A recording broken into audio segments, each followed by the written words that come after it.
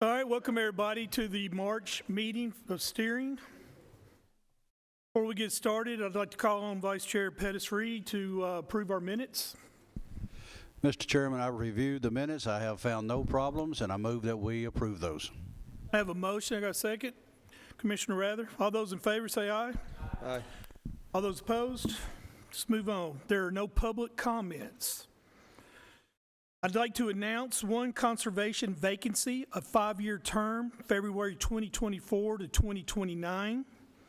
I'd like to announce one vacancy on the Smyrna Rutherford County Airport Authority. Term expires March of 2028. And I would like to confirm 3 County Board of Equalization vacancies, 2-year terms, April 24 to April 26. I have Daniel Alcorn, if I mispronounce it, I apologize, Della Goodman, Greg Tucker, and Shelby Hunton. We have 4 people who are applying for 3 positions, and I would like to start off with, we'll go in alphabetical order. Daniel Alcorn, is he here? Okay. Is Della Goodman here? Okay. Is Greg Tucker here? Is Shelby Hutton here? All right.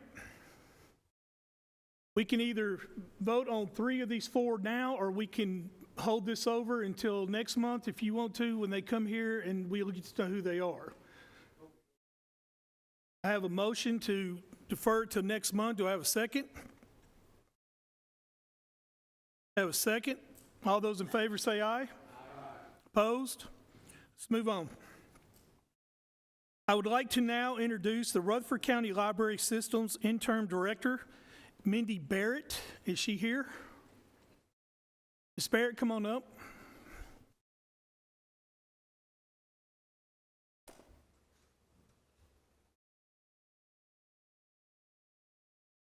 Hey, Steve.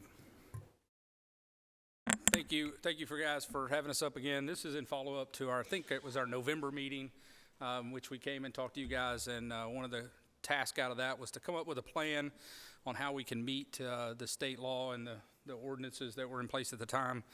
Although the Murfreesboro ordinance has been repealed, the state law still pretty much mirrors it, so it really didn't change anything for us. So the plan still stands. Commissioner Harris mentioned Mindy. Mindy Barrett is our interim director. As you may or may not know, Rita Shacklet retired as of February 29th, so just a couple days ago. Mindy has been with us for a while. She's currently the branch manager at Lineball and will be doing the interim work until a permanent director is found. So this plan was put together by staff and Rita actually 2 months ago. We had thought we were going to meet with you guys back in February. So Steve, hold on. You're getting into the guidelines. Let's introduce her and then we'll get to you after that. I'm just going to let her do her thing. Okay. Is she going to be doing the library guidelines? Yes. Okay. Won't you introduce yourself? Tell us a little bit about you. Good evening. My name is Mindy Barrett, and like Mr. Sullivan said, I am the branch manager at Lineball Public Library. I've been in that position since September, but I've been with the library system for 15 years. Before that, I was at MGL Library, and before that, I worked in youth services at both the Lineball branch and Smyrna branch. Welcome. Thank you. And so you're going to do the guidelines? Yes. You're going to make that report? Yes. It's yours. First of all, I want to say thank you on behalf of the library board, staff, and the 77,000 library card holders that we have at Lineball. I want to address the concerns that were brought to the attention at the last steering committee in November. Before I do the plan, I want to give a recap of how we kind of came to this position. It'll be very short. First, the Murfreesboro City Council passed a decency ordinance that took effect on July 1st and prohibited city funds from being used for purchasing, shelving, distributing any indecent materials that were harmful to minors. Second, in late July, early August, we received new stipulations in our service agreement with the Secretary of State's office requiring a review by the Director of all orders prior to purchasing and a list of all items ordered be given to the Library Board. As many of you may be aware, the City Council unanimously voted to repeal the decency ordinance on January 11th. But regardless of that outcome, state law and our service agreement with the state necessitate the continuance of our newer practices that I will go over tonight. We know that you believe RCLS is an integral part of Rutherford County's cultural assets and heritage and an important place not just for resources, but for community gatherings and support. So we take the development of a sound action plan for our collection very seriously. I do have a infographic. Is it okay to hand? Yes, absolutely. Steve, you don't mind doing that, do you? Thank you.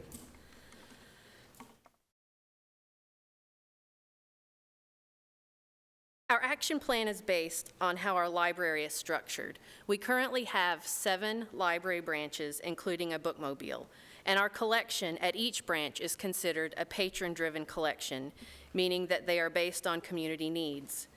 These needs are determined through checkout statistics showing the most popular areas used by each branch's community. In addition to patron requests, which we always welcome, we also look to patron checkouts to determine what items we should purchase and weed from the collection. Weeding is the process of removing items in disrepair and/or items that have lower circulation. In other words, if our patrons are not checking an item out, we remove that item to make space on the shelf for items that they do want. This enables each branch to meet the needs of the diverse community they serve. Currently, our collection includes approximately 209,000 items. 56% of those items are in the adult collection, 38% are in the juvenile collection, and 6% is young adult. Another way to get feedback from our patrons about the collection is through our reconsideration policy. Rutherford County Library System has had a reconsideration policy in place for many years. In 2023, we circulated over 1.2 million items and had 18 items come up for request for reconsideration.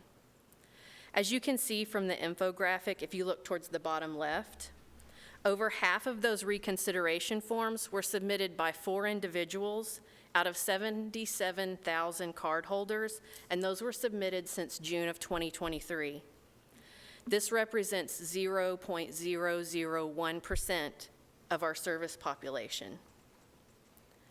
After the Murfreesboro Decency Ordinance passed, the reconsideration requests now go to the board for our final approval of staff recommendations.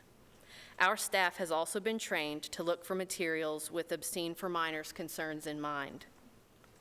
In response to your concerns, along with board directives, our staff has devised a plan for vetting our collection, both existing materials and future accessions, against state law. If you look at the bottom right of your handout, you will see our order and review process. Previously, selections were made by staff with expertise in various subject areas such as science fiction or Christian fiction, nonfiction, and juvenile and young adult. Staff would use reviews to make their selections, and then those selections were sent to the collection development coordinator who reviewed and ordered those materials. Once the items were received by acquisition staff, they were sent to catalogers for processing and on to the various branches for circulation. As mentioned earlier, patrons are also considered part of this process through suggestions for purchase and requests for consideration. Our new plan calls for 3 additional staff or groups of staff to review all orders: branch managers, branch supervisors, the director, and the library board. These are highlighted in orange. In addition, staff system-wide have already begun reviewing materials while doing shelving and weeding. We plan to do a complete inventory of our juvenile and young adult collections over the coming 12 months. This process will include verifying that there are no violations to state law, checking a variety of websites to view public views and opinions of books, movies, and other media, looking specifically at age recommendations for those materials. We also plan to prioritize certain subject areas and types of materials that might be more likely to have an item of concern. Examples of this would be the graphic novels collection, and the young adult collection, as well as nonfiction. While our system will be following state laws, I think that we can all agree that opinions vary on what is considered appropriate for children. Because of this, we have revised our juvenile and young adult patron profiles. Library cards will now, by default, be limited to checking out materials classified for the card holder's age group. This is set up as follows. Juvenile is for birth to 12 years old, young adult is 13 to 17, and adults are 18 and up. These revised profiles went into effect on December 18th of 2023. We want parents and legal guardians to feel comfortable making the choice that is best for their family. Forms are available at every branch for parents and legal guardians who want to grant their children access to age-level materials that they choose. In summary, mid-June, the decency ordinance was passed by the Murfreesboro City Council and went into effect on July 1st of 2023. In August, the Library Board began reviewing all requests for reconsideration. At the August 21st meeting, 4 books were removed, a new card structure was approved, and the existing reconsideration policy was reviewed and updated. In December, our new card profiles went into effect, and we are currently reviewing all of our materials. As was stated, Ms. Shacklet retired at the end of February, and our collection development coordinator left in mid-January to take a position out of state. Even without their leadership, I do have complete confidence in our staff and our board in overseeing this plan and in helping make a smooth transition to our new leadership. Finally, our board and staff have been working since mid-June to assure we are in compliance with local and state laws. We know this will continue being an evolving process, but we are eager to address your concerns and community concerns and continue our 75-year legacy. Thank you. Okay, I got a question. So when Ms. Shackle was here the last time, she said that there were so many books coming in, it was overwhelming her and she wouldn't be able to do it. Listening to what you're saying, you're still going to have that same problem. Is that correct? I am not certain what was the overwhelming part. Okay, she said that there were so many books coming in that she was just unable with her staff to police each book. So how are you going to offset that? So we are currently, I've been doing this, like I said, for just based on how the system is set up, we are not. Yeah.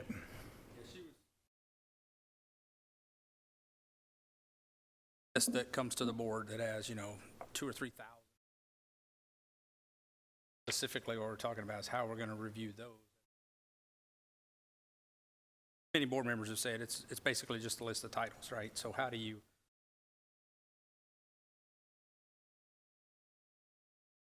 Does that help you to answer that question? All right. So as someone who has been reviewing those materials, I can let you know that books trickle in from our review process with selectors as well as branch managers and supervisors. And I will get a list of orders. Some of those orders might have 2 or 3 items on there. Others might have 8 pages of items. But it's not the same as when we submit the list to the board that has the entire accessions over the course of that month. I think the one that I submitted last week had 2,000 on that list. But when I review those and when branch managers and selectors review those items, it's a much smaller chunk and we do focus on each individual title. And I haven't been overwhelmed. Any questions? Commissioner McAdoo? Thank you, Mr. Chairman. I understand your question to Ms. Barrett, but she just recently been put in that position, and I just think we do her injustice if we start asking her questions tonight without giving her a chance to go and study those questions. I don't know how the other members of the committee feel, but I hate to start shooting questions at her, and she is interim director just put in that position. So therefore, we should give her some time to go back and see what's going on and get us some answers and bring them back instead of trying to shoot from the top of her head when she only been in that position for a short period of time. Well, as far as Ms. Barrett goes, I agree with you very much, Commissioner, but we gave the board over 90 days to come up with something. So, to be honest with you, I wasn't prepared to question Ms. Barrett, but I was prepared to question the chairman of the library board. So, if you feel, can you answer those questions that I had asked Ms. Barrett? Is that satisfactory to you, Commissioner McAdoo? Yeah, I guess the best answer I can give you is I don't believe anything's changed from November as far as the list and the quantity of books coming in. I can tell you what comes to the board is an exhaustive list, and it's kind of large, and it's obviously troubling for us to get through and understand, literally Googling or looking up every title to try to figure out what we can.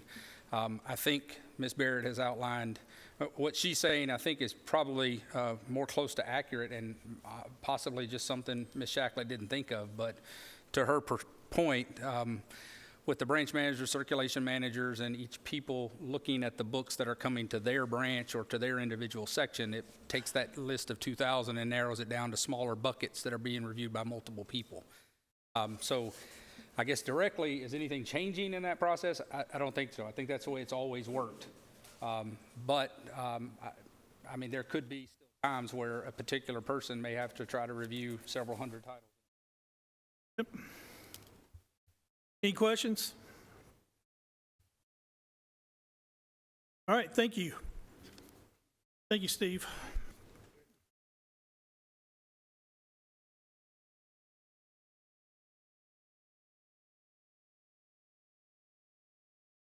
All right, next on our list is our lobbyist report. Will Denami, come on up.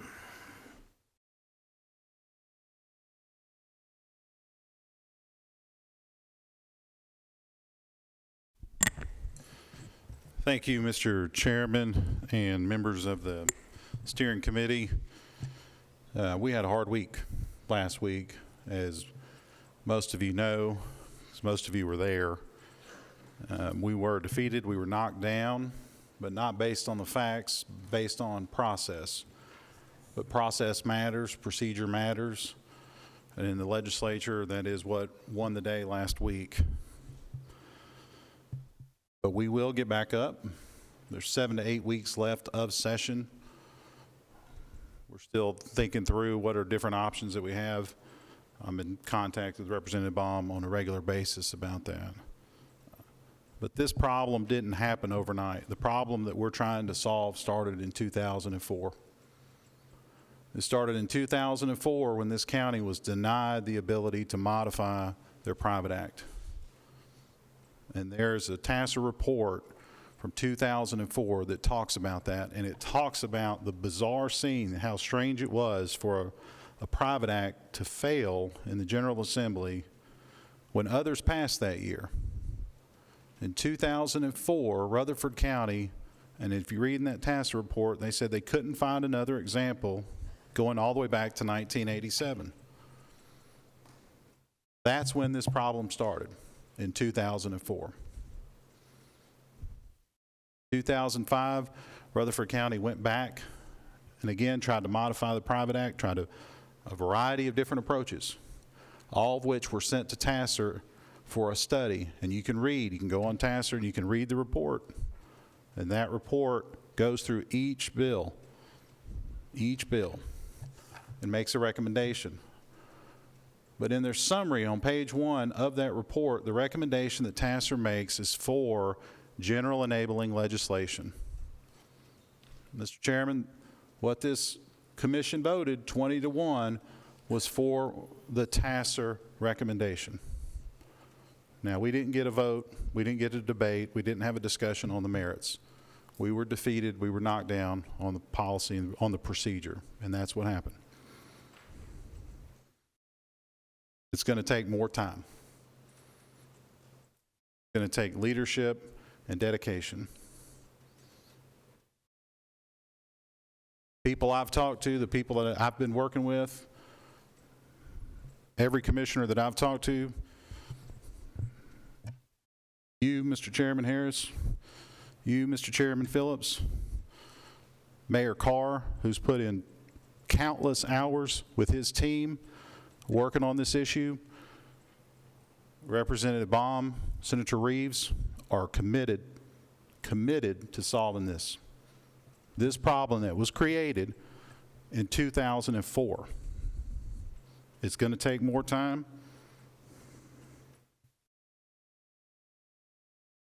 No other way to say it.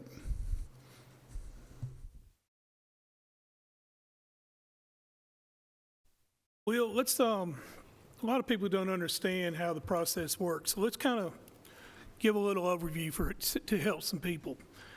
So the bill did not fail, it was rolled. Is that correct? It was taken off notice, so again, it's about procedure. So they didn't have a debate on the merits. And the way it works in Nashville, you can file, everybody's limited on how many bills you can file. So the members of the House for general bills can only file 15 bills. So filing a bill in and of itself is a premium. And we had several bills filed. There's a lot of bills that are actually filed on this topic.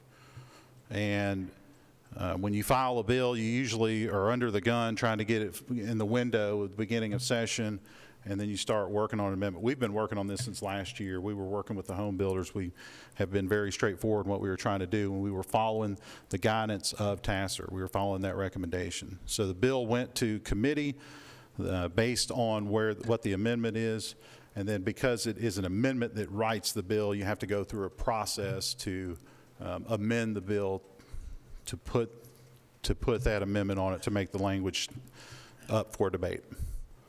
And so because the bill did not have a motion and second, or the amendment didn't, then the bill, there's nothing to debate. So we can't go into the merits of the discussion. And then there's another procedural rule about rolling bills. You're limited on rolls. The committee has to, it's a motion to roll. But taking a bill off notice doesn't require a motion. You can take a bill off notice and put it back on notice at any time. So ultimately, Representative Baum took the bill off notice. So where it stands right now, there was not a hearing of the merits of the amendment, but the bill was taken off notice in the House and no action in the Senate. Are there any questions on this report? Commissioner Rather? I have a question, just a comment. I watched Will in action. My neck was sore watching him. He was up the hall, down the hall. He did everything but bounce off the walls and walk on the ceiling. I don't know how many pair of shoes you go through, but I assure you that guy was all around that building doing his job, and I was impressed with what you were doing, but highly disappointed like all of us were and are. But I trust that we're going to keep pushing and fighting, and we're going to get some kind of resolution or resolve. Chairman McAdoo? Thank you, Mr. Chairman. I agree with my colleague that he was working hard. He was catching them coming and going before they did this and before they did that, and he highly represented us well in trying to get this done. Representative Baum did a good job in trying to do what he could do, and they are working for us. But it's one thing that I picked up down there is that charter schools, vouchers, look like they got a green light. Anybody you talk to is representative down there, they can't see anything wrong with it. It's just like it's on the road of an express lane. And they holding up everything else look like and pushing it to the side until they push them on through. Now that's what I saw. And that's what I heard from other representatives. But I was very well pleased with ours. They did all they could do, and I don't believe they'll give up. Mr. Reed? It doesn't do for me to sit down and talk, Will. But he did an excellent job while he was down there on that floor. And as you can hear from my fellow commissioners, they saw it too. There are 4 of us in here tonight who were there. And we had a good delegation that went down. We had our director of schools with us. We had all the information to explain why Rutherford County was needing what Rutherford County was needing. We were prepared. We were ready to explain.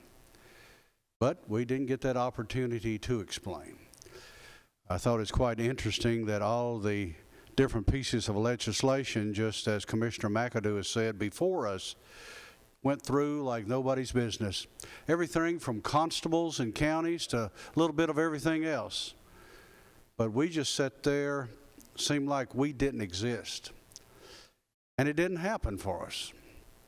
But you know, when I come back Thursday, my district out there is somewhat rural. And I spent some time in my district. And it seemed like, you know, we're talking among commissioners and we're talking about ourselves. But the people are talking too. Those who picked up on Facebook of what actually had and watched it, I've had them ask me, said, what in the world happened? Said, y'all look like the stepchild that showed up at the wrong place. And said you was not just treated actually that way. And I had to explain to them that the years I spent in the organization I was, where we did a lot of different legislation, I've been before a lot of different hearings.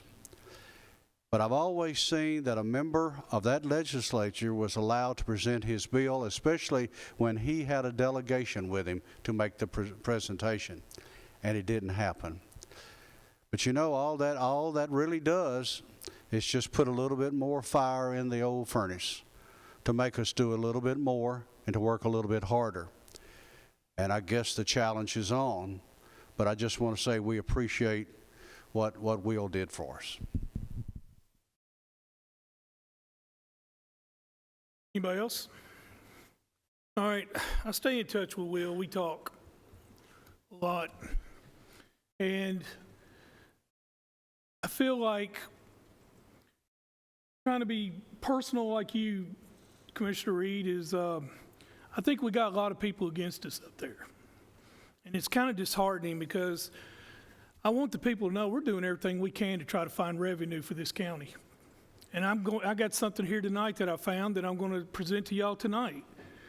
But talking to Will and Commissioner McAdoo, you know how much respect I have for you, which is unbelievable. I feel like we are battling a bunch of people that don't want to help us. And Will, all I can give you, I want to give you some advice. My advice to you is to continue to keep going. Continue to find ways, relationships, however avenues we got to do. If this committee, this commission can do anything for you, we will. And I think that you've done a good job. I think a lot of people don't understand the blocks that we're running into. And I guess the only word I can tell you is that's politics, unfortunately. So I do give you my approval. You've done a good job, and I'm thankful. I think all of us are thankful, but we got to continue. We can't just stop because we got slapped. So we agree, committee, that we just keep going and keep trying to find ways to do this and try to get the right relationships, I think that's the word, together to try to do that. Is there any other questions for Will on his report? Thank you, Will. I'm going to jump, let's see, let's go ahead and, Sonia, come on up. We'll do the HR report.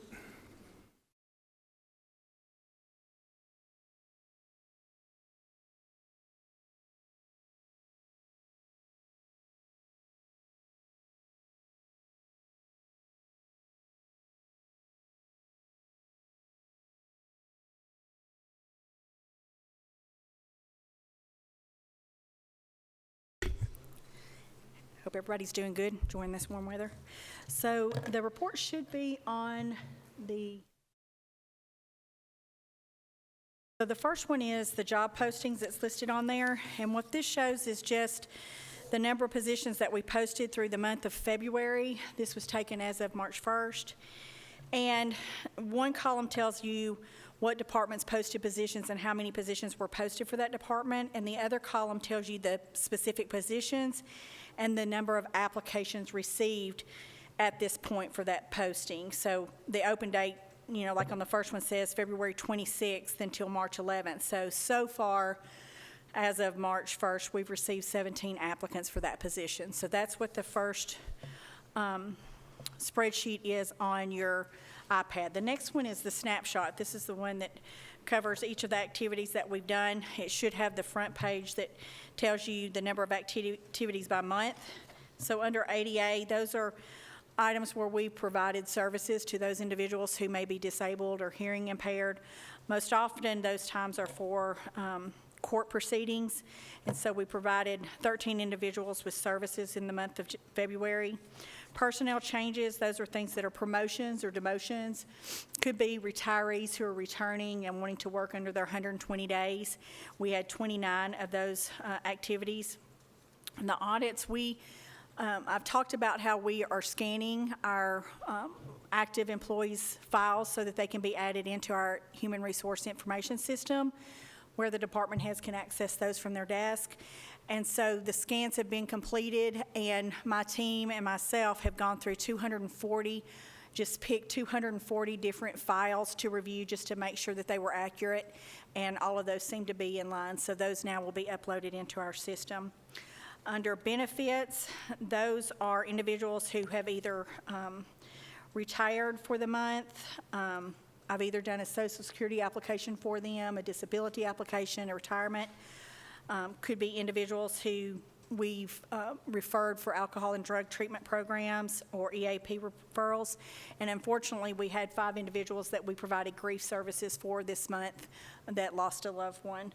So in total, we had 24 of those for this month. Under community involvement, those are activities that myself and members of the team participate in, whether it be with the Chamber of Commerce, with Main Street.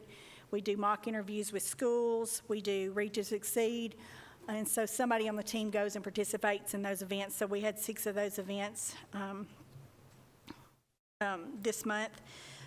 6 of those community involvement. For the events, the 114, we had our employee recognition, and that is where we provide a dinner for the individuals who hit a milestone anniversary, beginning with 10 years all the way up until we had somebody with 45 years of service, and we recognize them and let them bring a guest, and we have a dinner, and 114 people attended that event in February. We have 113 individuals who are on leave, whether it be FMLA, extended sick leave, military leave, one of those type leaves. Legal, that is anything from questions that we get. It could be an unemployment hearing, it could be a Title VI complaint, an ADA complaint, and we had 10 of those activities. And offboarding, we had 23 individuals who were separated during the month of February. For onboarding, we had 310 different activities for onboarding. Some of those includes the actual 148 salary evaluations. We had 23 new hires. We hired 31 poll workers, 6 volunteers were started, and 2 interns. And so that rounded out the 310 activities. Policies, these are whether we review a job description, we create a job description, or review an existing policy. Those promotions are events that we're promoting, and that could be Cornerstone is a bank that sometimes offers special promotions to our employees, whether they give them a discount on a mortgage loan or a discount on taking out a car loan. We have some local apartment complexes that give discounts to our employees, so those are the promotions. Under the recruitment, we had 1,382 activities, and of those activities, we received 574 applications and referred those to the hiring managers. We sent 126 declination letters, conducted 76 interviews, and we had 25 job postings. Under reports and surveys, the majority of that is going to be our open records requests. We had 397 open records requests, 94 Title VI requests. We had 10 turnover reports, and 27 background checks are the large numbers that we had. Under special projects, we had 359 of those. HR has done, in coordination with our PIO and then in coordination with the IT department, are really trying to promote the positions that we had, and we did, in coordination with those two other individuals that we spoke of. We had 108 postings on social media, and that would be the cable channel, social media, our website, encouraging hiring and creating interest in our positions. And again, that were completed for this month. Under testing, primarily this is for anything that's related to our drug-free workplace. So we also had 27 background checks, 13 fit for duties. We had MMPIs, those are for our law enforcement individuals before we hire those, 12 physicals, 48 pre-employment screens, and 10 random drug screens, and then we also had TB testing for our public safety departments. Under Title VI, we had 94 different languages 94 requests for different languages, whether it be in the courtroom setting, but we're also seeing an uptick in providing services for our other departments like probation. Building codes has really started using the services as well for individuals coming in to get building permits. Our probation and recovery courts use those for their training that they have to do for the individuals that participate. And so we had 94 of those, with the number one language being Spanish. We had 78 different languages and different assistance, Title VI for them. And then the last is the training. We trained 170 employees on business ethics, 201 on the drug-free workplace, 23 on employee handbook. We had 10 of our employees, 10 of our either department heads, assistant department heads, or key supervisors are going through specialized training with Colby Jubenfield from MTSU. We have 10 people participating in that. That includes the snapshot. And then the final on your iPad is the vacancies. This is as of today. So I've put in all the new hires that we've had up until today, and I've removed everybody that will be separated. And this tells you the number of positions that we currently have vacant. And I've also added a number in there to tell me how many vacancies per location. And right now, our two departments that have the most vacancies are obviously the ambulance service and the sheriff's office. Happy to answer any questions. Any questions? I have just one. If I'm looking at this vacancy report correct, there's over 22, maybe, I'm not going to count them, detention officers needed.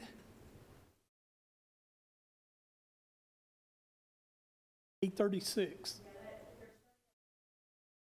That includes booking officers and detention officers, so. Unbelievable. All right, any questions on her report? All right, I got a motion to approve her report. Second? All those in favor say aye. Thank you. Thank you. Next, on our commissioners, on your iPads is a litigation list. Are there any questions on that? All right, well, I have one. I deal with Nick Christensen a lot. I have to call him a lot. I have to have a lot of conversation with him. Most of our conversations are not always good. Sometimes they're tough. but I want to comment on one case. I want to talk about Reeves. And I want to, Nick, I want you to tell us what happened in that and tell us what the end result of that is.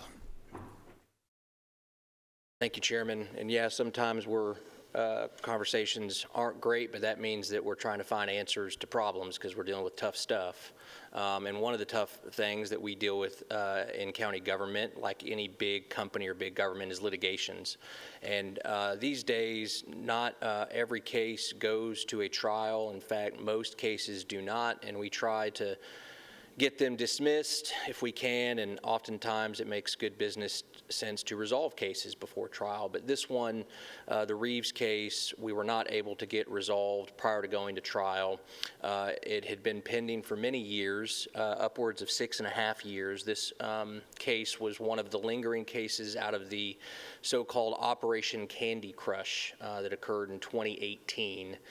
Which involved efforts by law enforcement to search and seize businesses that were selling CBD products. Those were relatively new at the time, and there was certain confusion that was revolving around it. Anyway, this particular store owner, we tried to get the case dismissed on a number of occasions. We were actually successful prior to trial in getting the case dismissed. However, that was appealed to the Federal Sixth Circuit Court of Appeals, and they overturned the dismissal of the county defendants and the sheriff in the case. So we were back in it.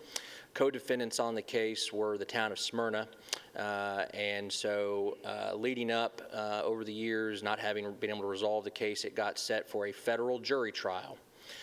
The plaintiff asked for $10 million in damages. And he had certain economic proof that he believes substantiated his claim for the economic loss related to these law enforcement activities. The trial was held in Nashville. It took 8 days to try the case before the jury. And at the end result of the case, after closing arguments, the jury retired and deliberated for approximately 5 to 6 hours and returned a full defense verdict in favor of the county defendants in the town of Smyrna and awarded the plaintiff $0 in damages. So I understand that in this country we have a right to litigate, but there also is a consciousness with the results that have to be received in an impartial jury, and that's what I feel like happened here, and I'm very happy with the result. The sheriff, I know, is relieved to be vindicated in the ordeal, and I'm glad to have it behind us in the county, and we can finally move forward in the matter. So thank you. I'm sure I speak for all the commissioners, and good job. Thank you. All right, let's move on. Now, when we were talking up here, Will did the lobbyist report. We were talking about an impact fee that we were trying to get that the County Powers Act went in effect in 2006. So we're trying to fight some archaic law and try to get back with the times that we are now. Well, I said, and I'm on record as saying this, that I am constantly looking for ways to increase revenues for this county. And so one of the things that I have looked at is the mineral severance tax. And what that is, that's a tax on all sand, gravel, sandstone, chert, limestone that's taken from the ground within Rutherford County. Right now, that rate is 15%. Brings in about $500,000 of tax to this county. That rate has been 15% for 40 years. So there's a bill, HB 2278, which I have, and I'm asking this committee tonight to pass a resolution for us to join this bill and to raise that rate up to 45%, which would bring in around right at over $1 million, a little bit more. Chairman, that's cents, not yeah, percent. for clarification. Okay, yeah, I'm sorry. It's not a percentage. It is currently at 15 cents per ton, with the request in this resolution to go to 45 cents per ton. And that right there will probably bring in us over $1 million some dollars, a little bit more. I don't have the calculation in front of me, but we need to join this bill. We need to see it through, and of course, We haven't had much luck on things, but this is definitely something that if we do fail, we're going to continue to go with this and try to get this passed. So I'm going to read this resolution. And you know what? Is there any questions? I put that on your iPad. I'm sure y'all had a look at it because I really don't want to read it. Chairman, if I may, I could just bullet point summarize it for you, and it might help. Yes, sir, and I can do that at commission if you'd like me to.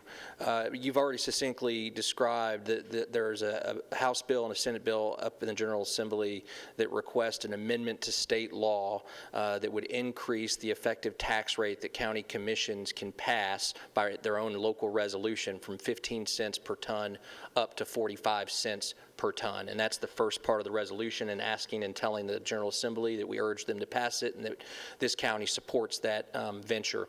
The second part of it says that at a minimum, if the General Assembly is not going to pass an amendment that has statewide application, that we're asking that Rutherford County specifically be exempted from the state law and allow us here locally to raise it from 15 cents to 45 cents per ton. And in addition to that, each year allowing us the ability to raise it based on the CPI annual inflationary index, but to cap it at no more than 4%. So it kind of gives the General Assembly different mechanisms by which we would support it. And so that's the summary of the bill, or the resolution. Are there any questions? Do I have a motion to approve this resolution? Move to approve. Commissioner Rathers, second by Commissioner Cush. I believe we got to take a roll call on this.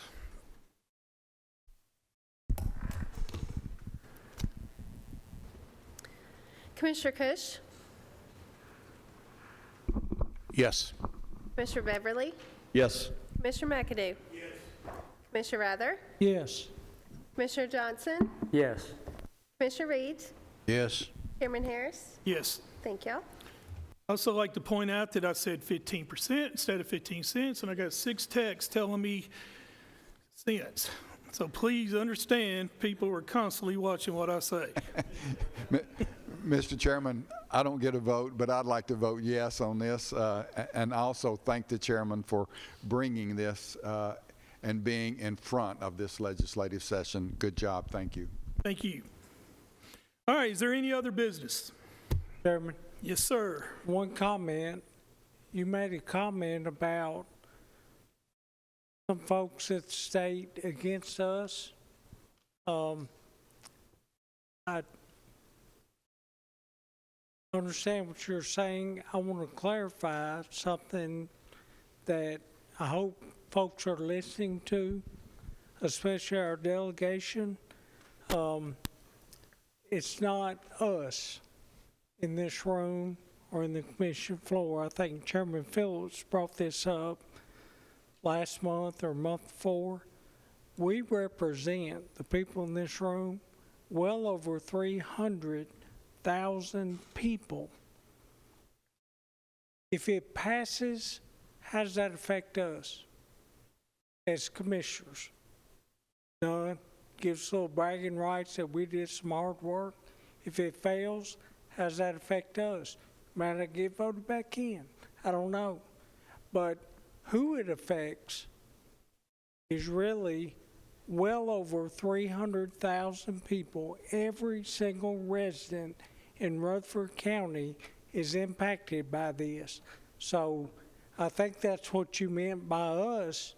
It's against an entire county citizen. So I just want to make that comment. Anything else? We are adjourned.